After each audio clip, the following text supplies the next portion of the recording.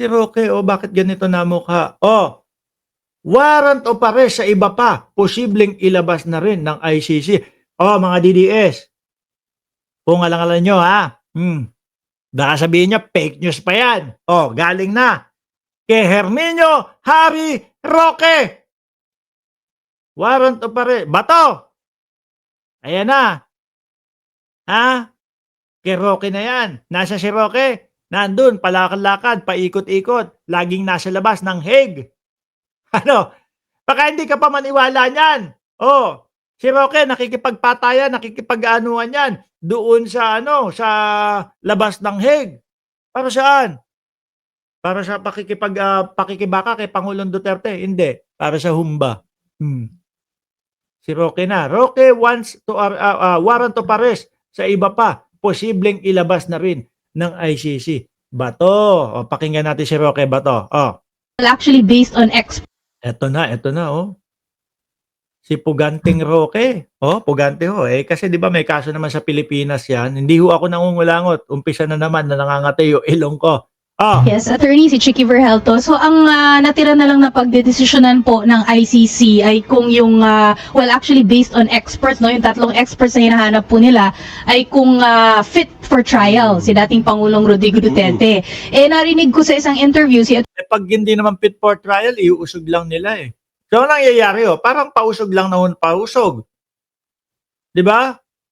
Tumatagal lang nang nakakulong si dating Pangulong Duterte. Parang mas lumalapat doon sa parang nakikita ko na gusto ni Inday Sara Duterte, umabot ng 2028 yung pagkakakulong ni dating Pangulong Duterte doon mismo sa The Hague. Bakit baka gagamitin po sa eleksyon yung sitwasyon ng dating Pangulo.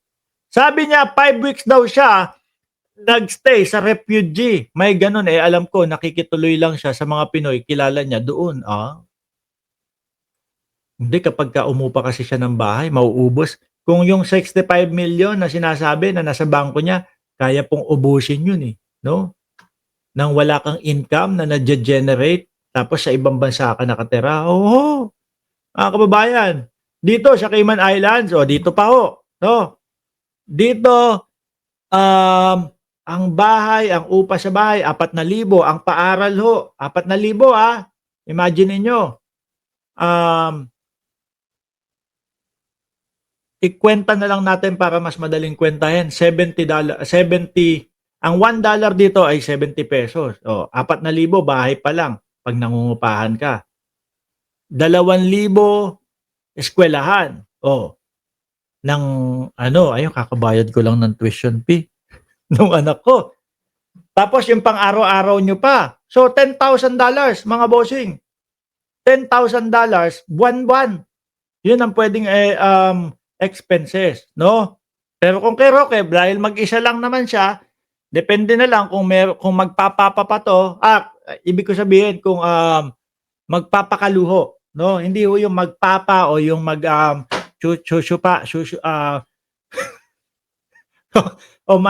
basta bahala na kayo. Hindi ho 'yon, magpapakaluho. Kung magpapakaluho siya, abot siya ng 10,000. Buwan-buwan ang gagastusin. 700,000 expenses, biruin nyo yun. Saklap ng buhay, Pero kung kay Roque, siguro sabihin na natin na mag-isa siya, tapos nakikitira lang siya, sabihin na natin $2,000 per month. Kung talagang tinitipid niya yung sarili niya kasi wala namang pumapasok na pera. Game na, tuloy, Roque! Attorney Cristina Conti, sabi po niya na kung sakaling found to be unfit for trial, no, ay i-check siya every 120 days yung fitness niya for trial. Tignan nyo umahaba lang mga boss chief mo, sir. Kala ko dumadugo ilong ko. Umaabot lang mga boss chief mo, sir. Yung pagkakapiit ni dating Pangulong Duterte nang hindi nauumpisan yung mga trial. Every 120 days, until when po ito, attorney? Well, obviously, I do not agree with my former student, no, si Attorney Conti, no. Former student. Bakit naman, Roque? Kapag nagkaroon ng desisyon na unfit, tingin ko yan ay magiging permanente. Kasi yung pagiging... Hindi, saglit lang. Si Conti nandoon sa loob ng ICC Tapos ikaw kokontrahin mo, mas nalalaman niya yan. 'Di ba? Kahit na ikaw ang professor niya at siya ang estudyante mo, siya naman yung mismong nakakarekta doon sa loob ng ICC. O, 'di ba? Every 120 days daw i-check, every 3 months. 3 months ba? Every 4 months, mga kababayan, i-check. Sabi ni Tina B, permanente nang nakakulong. Uy, hindi. Permanente na, kumbaga unfit na hindi na itatrial, papauwiin, ganon. Hindi, mas maniniwala kami kay Conti kaysa sa iyo. Unfit dahil ikaw ay limot-limot, ay hindi naman po nagagamot na yan. No? It can only worsen rather than improve. So sa tingin ko, pag merong declaration na unfit, tuluyan na po yan. Ang problema po, maski merong definition of unfit, ang issue is po pwede bang permanently ma-dismiss ang kaso, no? Kasi ang nakasaad naman sa Rome Statute, po pwede lang ma-dismiss yan kung yung unfitness ay nangyari at the commission of the crime.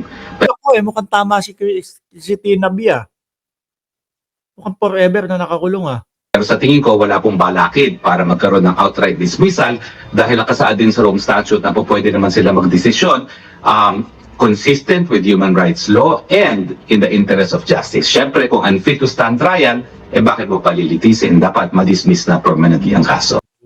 Yun yung pagkakaintindi ni Roque. Pero, pagkakasabi daw po ni Atty. Cristina Conti, every 120 days, i-check kung okay na si dating Pangulong Duterte. Kung gano'n ang sitwasyon, kumbaga umuusog lang ng umuusog, Diyos ko po, ilaban nyo na yung depensa ninyo. Bakit? Nabubulok na diyan sa kulungan si Duterte. Di ba?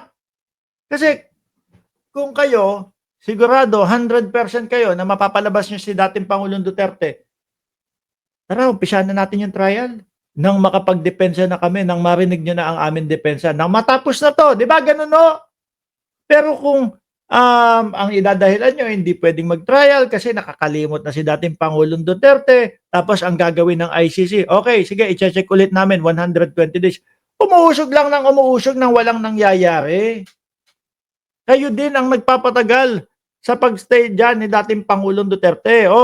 Grabe na po ang Sabi ni Elena Garcia, 4 na espesyalista ang susuri kay Duterte kung totoo ba ang demensya o pretending only. Yan, baka mahuli pa kayo dyan. Lalo kayong paghihigpitan. delay dito sa process na ito, attorney, no, and probably taking its toll on dating Pangulong Rodrigo Duterte. Kayo po ba sa tingin po ninyo ay baka mas okay na lang na just get on with it na lang? Total, si dating Pangulo sabi niya, talaga namang haharapin niya ito Di ba kasi ang ginagawa ho nila, mga boss chipamo, sir, hindi sila rumerekta na idepensa ang dating Pangulong Duterte. Parang ganun lang din ho yung sa impeachment. Hindi nila rinerekta yung depensahan ang vice-presidente.